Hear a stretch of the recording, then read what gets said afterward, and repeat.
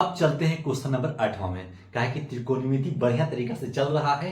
प्रश्न वाली 1A पूरी तरीका से कंप्लीट हो चुका था और प्रश्न वाली 1B चल रहा है। क्वेश्चन नंबर 1 से लेकर के अब पहुंच चुके हैं क्वेश्चन नंबर 8वां तक और 8वां भी आपको आसानी से समझ में आएगा क्योंकि हर एक क्वेश्चन आपको आसान बनाने का काम किया है और ये क्वेश्चन भी आपको आसानी से समझ में आने वाला है। बोले कैसे सर? बोल रहा है निम्नलिखित में से किसका मान 1 के बराबर है।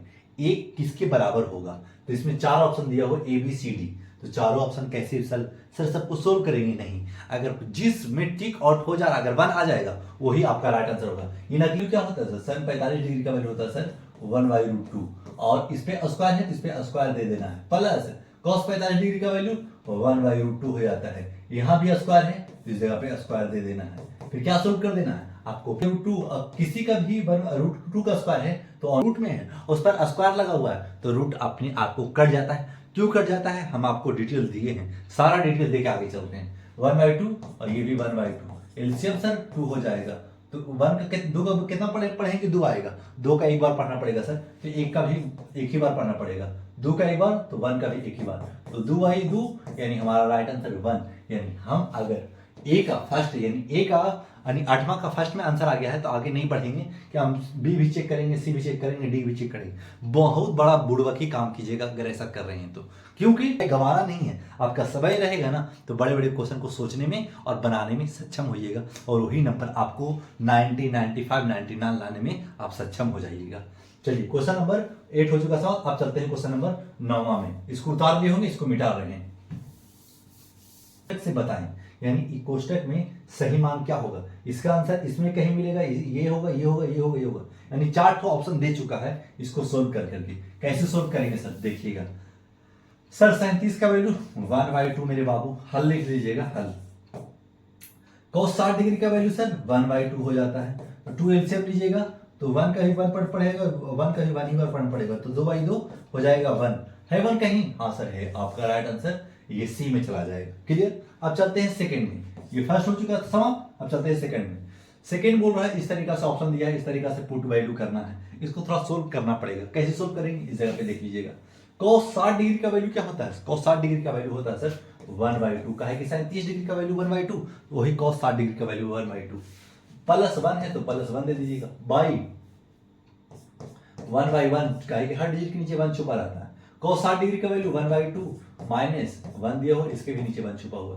क्लियर? 2 एलसीएम हो जाएगा तो 1 प्लस 2 हो जाएगा। कैसे? कहेंगे 1 का 2 बार पढ़ेंगे तो 1 का भी ऊपर भी 2 ही बार पढ़ना पड़ेगा। ये 2 एलसीएम तो ये हो जाएगा 1 माइनस 2 तो क्या देंगे हम लिख सकते हैं ऊपर हो जाएगा 3 और बाई 2 ये हो जाएगा -1/2। 2 से 2 कट जाएगा तो लिख देंगे 3y-1 और नीचे हर डिजिट के नीचे 1 छुपा रहता है तो ये माइनस ऊपर चला जाएगा मेरे बाप। क्लियर? तो -3 है। हाँ सर है। आपका राइट आंसर बी में चला जाएगा। कंप्लीट क्वेश्चन नंबर 9वां भी हो चुका समाप्त। अब चलते हैं क्वेश्चन नंबर 10वां में। 10वां भी 45 डिग्री बोल दिया है और इस जगह पे पुट कर देंगे। सर cos 45 डिग्री का वैल्यू क्या होता है? क्या थीटा की जगह 45 डिग्री पुट कर रहे हैं तो cos 45 डिग्री का वैल्यू होता है बाबू 1/2 स्क्वायर है, यहाँ तक स्क्वायर दे दीजिएगा माइनस तो sin 45 डिग्री का वैल्यू 1/2 हो जाता है। जो sin का ही 45 डिग्री होता है, cos का ही 45 डिग्री का वैल्यू 1/2 और sin 45 डिग्री का वैल्यू 1/2 तो लिख दिया है इस जगह पे। कैलकुलेशन कर लेते हैं 1/2 प्लस 1/2। क्यों सर? कहा कि किसी पर भी स्क्वायर लगा रहता है रूट कट जाता है। अभी एलसीएम ले लेंगे 2 1 plus 1 equal to 2y 2 cut जाएगा 1 हो जाएगा। है कहीं पर 1? हाँ सर है। आपका राइट आंसर ए में आ जाएगा, एप्पल में आ जाएगा। क्वेश्चन नंबर 10वां का फर्स्ट हो चुका समाप्त। अब चलते हैं क्वेश्चन नंबर 10वां का सेकंड में। अब जो उतार लिया हम उतार कहे कि मिटा रहे हैं, कहे कि जगह नहीं है।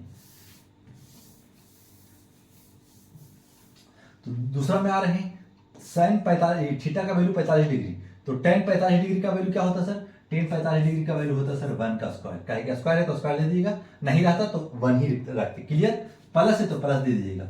cos 45 डिग्री का वैल्यू तो cosec थीटा 45 डिग्री का वैल्यू सर cosec 45 डिग्री का वैल्यू √2 हो जाता है सर तो √2 का स्क्वायर कर लीजिएगा। अब क्या कीजिएगा? अब कर लीजिएगा 1 का स्क्वायर 1 होता है और प्लस बीच में है तो प्लस दे दीजिएगा।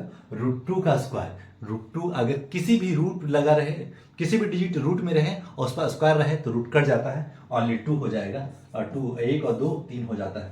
3 है कहीं आंसर? हाँ सर है। आपका राइट आंसर बी में चला जाएगा। अब चलते हैं क्वेश्चन नंबर 10वां का तीसरा में, और 10वां का तीसरा भी क्वेश्चन इजी है। कैसे बनाएंगे देखिएगा। 60 डिग्री का वैल्यू √3/2 का स्क्वायर कर लीजिएगा, माइनस है तो माइनस दे लीजिएगा। cos 60 डिग्री का वैल्यू, cos 60 डिग्री का वैल्यू होता है 1/2 का स्क्वायर। क्लियर? हाँ सर क्लियर।